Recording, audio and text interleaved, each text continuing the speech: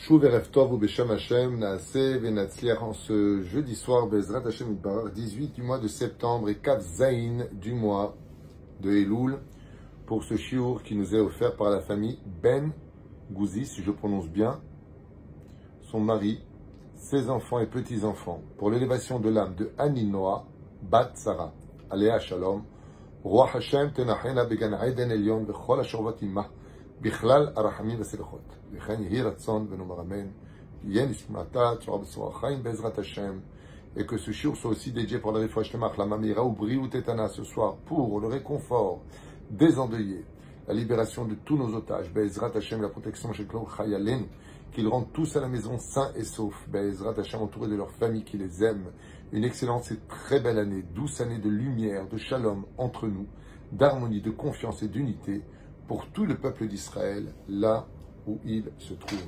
Merci à la famille Ben Gouzi pour Bezrat Hashem nous offrir ce shiur ce soir, que nous partageons tous ensemble dans l'espoir d'une superbe année pour chacun de nous, Gzerot Tovot et surtout la Géoula Shlema pour chacun de nous, à l'échelle personnelle, nationale et internationale, pourquoi pas. Shiet Tov, l'école, Haolam, Kulo. On en a marre de ces souffrances, on en a marre de ces menaces nucléaires, on en a marre de ce déséquilibre, de cette haine universelle sur le peuple d'Israël. Yeratson Shiye Tov, Aval, réellement Tov. Vous savez quand est-ce que tout viendra s'arranger? Le jour où on aura fait ce qu'il faut, il y aura le dévoilement de la Shrina, le Beth Amikdash, le Mashiach, et on sera enfin tous heureux. Le sourire sur les lèvres pour le meilleur de notre avenir, Be'ezrat Hashem. Le shiur que je vous propose ce soir est un shiur sur... Prenez vos plumes et vos feuillets pour les noter. Je vous ai noté des ségoulottes que j'ai déjà fait, certainement d'autres cours il y a plusieurs années, mais qui sont bons à écouter. Bezrat Hashem pour le bonheur et l'élévation de l'âme de Aninoa, Bat Sarah, Aléa Shalom. Premier enseignement, puisque nous arrivons à grands pas maintenant de Rosh Hashanah, pour une bonne bracha. Hormis le fait que vous pouvez acheter aussi la bénédiction, la Parnassa, Bezrat Hashem chez nous, pour lequel je prierai pour vous aussi, Bezrat Hashem, même si ce sera mis aux enchères, bien sûr. C'est un enseignement de Rabbi Yitzhak Aizik, un chassid hors du commun, une ségoula très connue de la chassidoute. Veille de Rosh Hashanah, achetez un couteau lisse, tout neuf. Et l'après-midi de Rosh Hashanah, soit lundi après-midi, vous prenez un autre couteau et vous l'aiguisez. Ce couteau qui est tout neuf. Vous n'êtes pas forcé de l'utiliser. Juste la shrizoto, l'aiguiser. Et sa ségoula, son remède à ce couteau, qui coupera le pain, qui coupera la viande. C'est une promesse d'avoir une très bonne parnassa pour toute l'année qui arrivera. La shriz, sakin, be, erev, rosh Hashanah. Donc à noter, même si pour certains, beaucoup le savent, c'est sûr, Sfarad comme Ashkenaz, même si c'est un minak chassidique, on prend un couteau tout neuf de l'aiguiser. Deuxième chose, Be'ezrat Hashem Yitbarach. Peut-on ou pas, alors le cours de ce soir est basé sur la préparation de Rosh Hashanah et Rosh Hashanah lui-même. Manger du poisson pendant Rosh Hashanah. Oui, on peut manger du poisson en Rosh Hashanah. Il y en a même qui conseillent de manger du poisson en Rosh Hashanah, parce qu'il a marqué que le poisson est synonyme de ribouille, de multiplication, d'abondance, car ils font des centaines, des milliers d'œufs. Donc oui, on peut le manger. Ndezebaya, tout comme si on n'a pas de tête de mouton, on peut mettre une tête de poisson. Seulement, on ne la mangera pas pour des problèmes d'hygiène, et puis souvent des vers dans la tête des poissons en aval. En tout cas, ce n'est pas interdit si on a vérifié. Il y en a qui disent que non, il faut éviter de manger du poisson. Pourquoi? Il dit parce que le poisson, ça vient du mot dag, da'aga, qui veut dire inquiétude. Et si vraiment une chose qu'on doit éviter à Rosh Hashanah, c'est l'inquiétude. Il faut t'inquiéter avant Rosh Hashanah d'avoir une bonne année. Pendant Rosh Hashanah, tu te remplis de confiance. Tu es heureux. Troisième chose à retenir, avoir un comportement exemplaire à Rosh Hashanah. Souriant, pas stupide, pas parler de divrei chol, ni sport, ni shtuyot, shum davar, que de la Torah dans la bouche à Rosh Hashanah. Que des belles paroles, pas une seule parole négative, même pas le mot « je suis fatigué ». Ne dites pas ce mot-là, Rosh Hashanah, pendant les 2 jours, parce que ça donnera de la fatigue pour toute l'année. que du bonheur, que des belles paroles, que des bénédictions, que du Shana Tova. Ça va super bien aller. Si Dieu veut, cette année le Mashiach. Si Dieu veut, on va faire encore plus Tchouva. Si Dieu veut, on va être... Et comme ça. Que du positif. Ne l'oubliez pas. Pas de colère, même si on vous a renversé tout le vin sur les vêtements. Pas de colère, même si votre fils y saute sur les fauteuils. Pas de colère. Que du sourire. Todalaïl. Ensuite, il est bon d'acheter un nouveau vêtement pour le deuxième soir du Seder de Rosh Hashanah. Car les 2 jours de Rosh Hashanah, en réalité, ne sont qu'un seul jour, mais ils font quand même 2 jours. Il y a 2 kiddush. Le premier soir, on dit Shechianu. C'est normal, on rentre dans Rosh Hashanah. Mais s'il y en a qui disent que Rosh Hashanah, c'est 2 jours, donc le deuxième soir, on doit dire Shechianu. Alors, pour ne pas rentrer dans ce conflit de nos décisionnaires, on achète un nouveau vêtement qu'on mettra devant nous.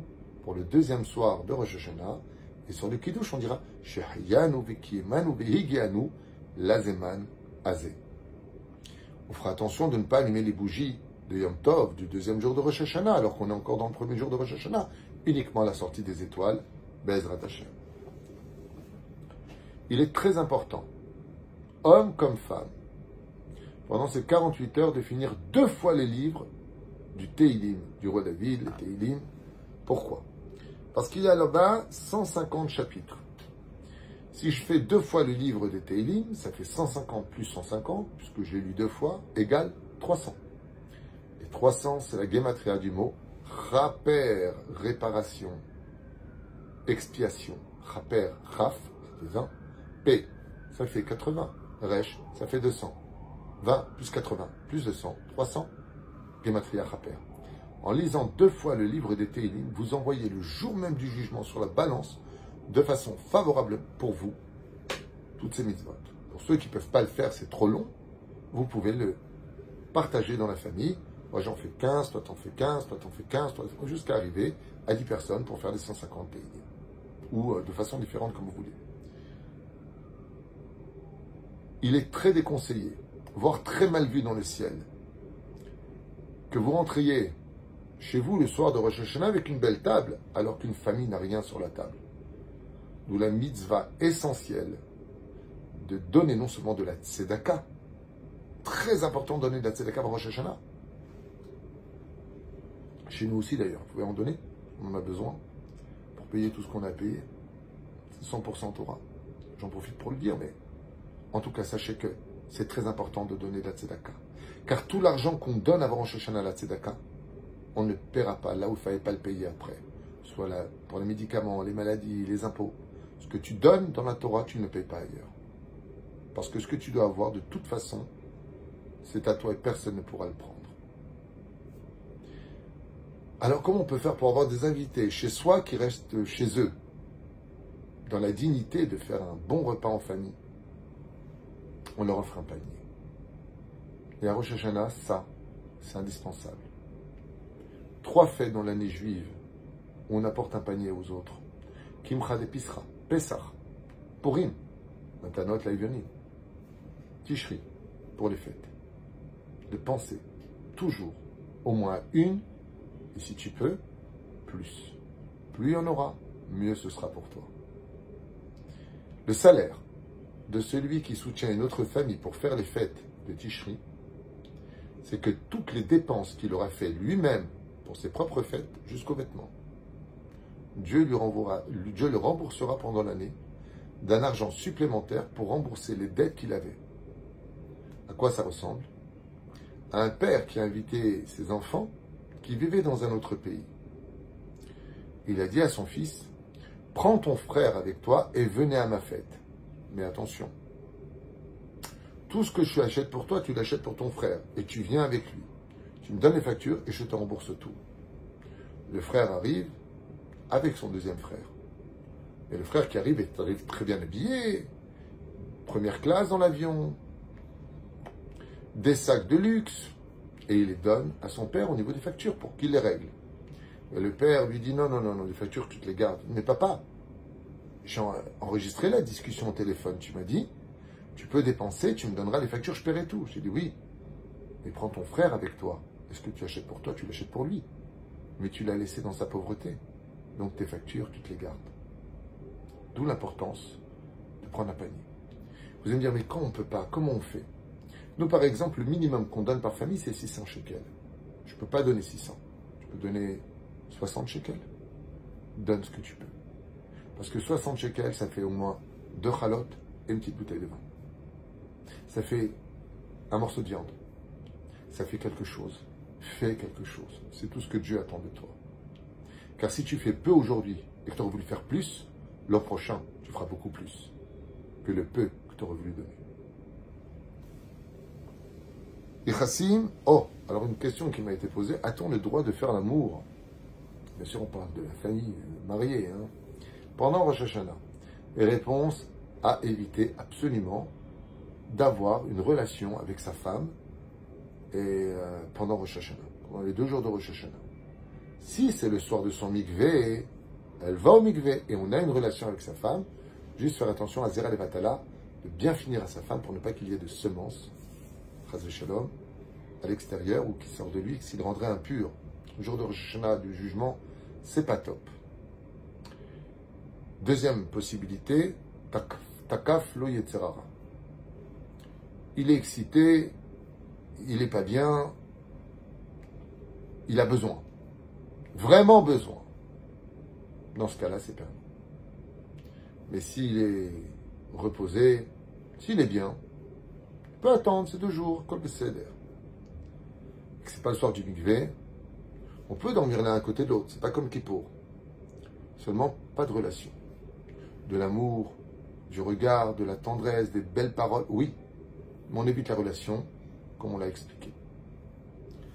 Belachem, Berosh Hashanah. Si c'est le soir du mikvé, mitzvah, au contraire. Le soir du mikvé, c'est mitzvah, c'est mitzvah beito. Un bail.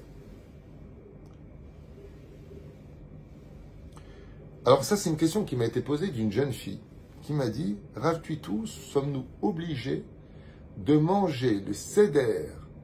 Vous savez, la date et tout ce qu'on amène sur le seder, quand on a fait le kiddush, nitilat yadayim, motzi lechem min haaretz, après on apporte le plateau, c'est la meilleure façon de faire les choses, et après on dit yiratzon, yiratzon. Est-ce qu'on est obligé de tout goûter? Par exemple, le petit rond ou la courge, pour certains, ça dépend des minagim. Moi, j'aime pas ça. Alors attention. C'est vrai que c'est très important. Pensée, parole, action auront de l'influence pour toute l'année. Tout le monde le sait. Mais si je mangeais des petits ronds, ça me dégoûte. Ça va me dégoûter toute l'année.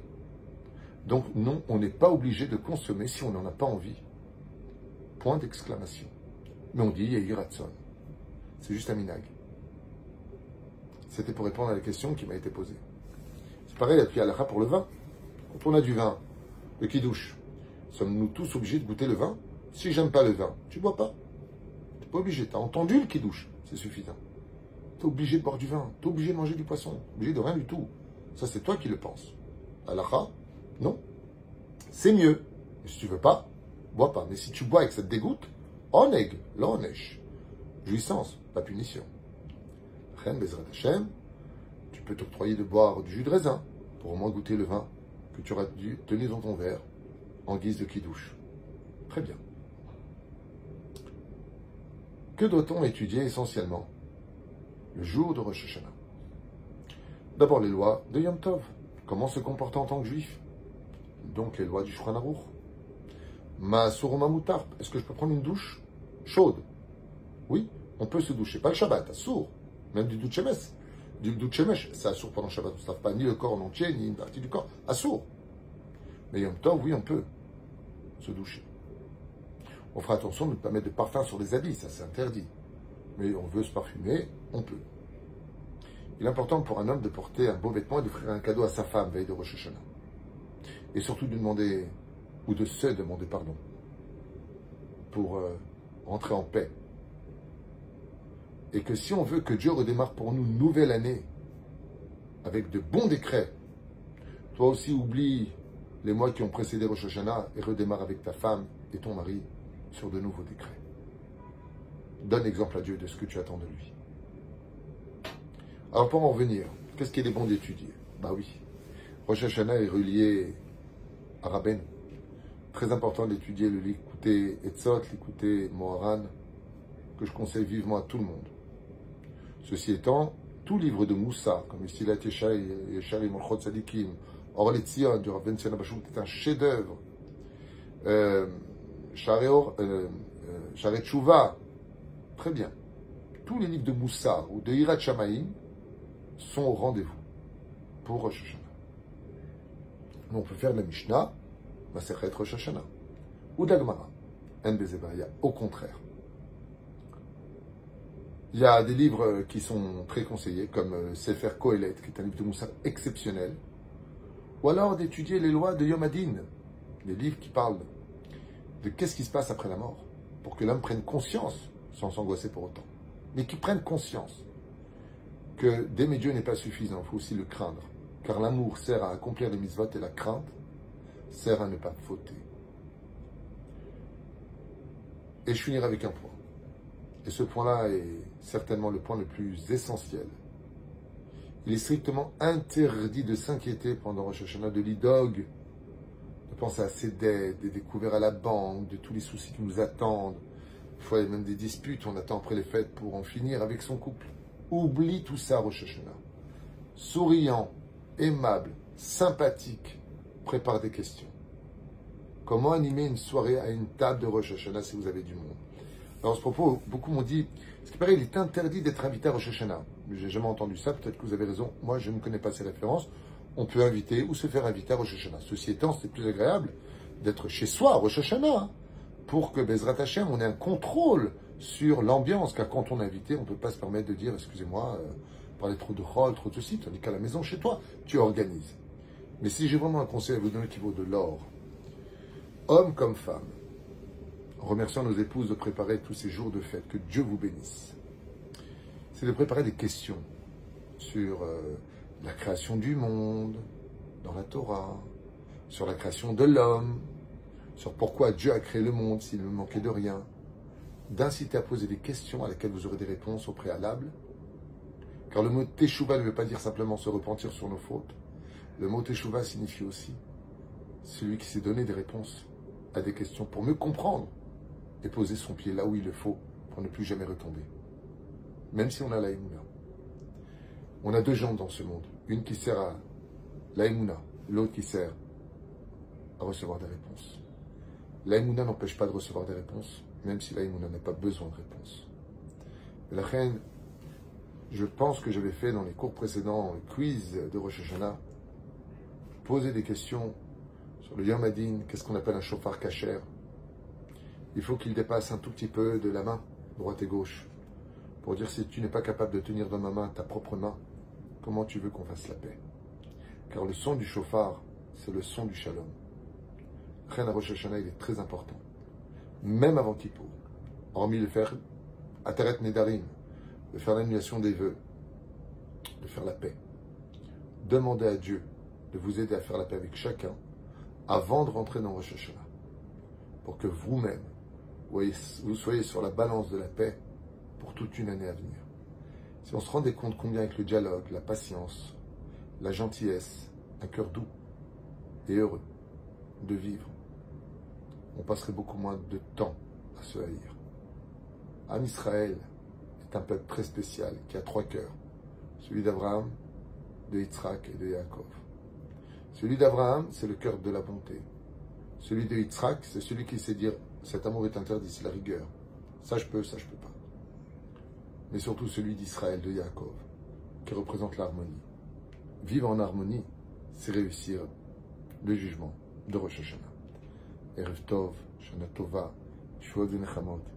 Et Ratson, que tous ces conseils, toutes ces belles paroles de Torah que je vous ai inscrits ici pour les partager avec vous, soient Bezrat Hashem pour l'élévation de l'âme de la Tzadikani Noah Bat Sarah, Wa Hashem Tenachena, ainsi que la réfouach lema de tous les malades, la famille, les endeuillés, libération de nos otages, et Shalom à l'Israël. Kol Tuv et Litraot.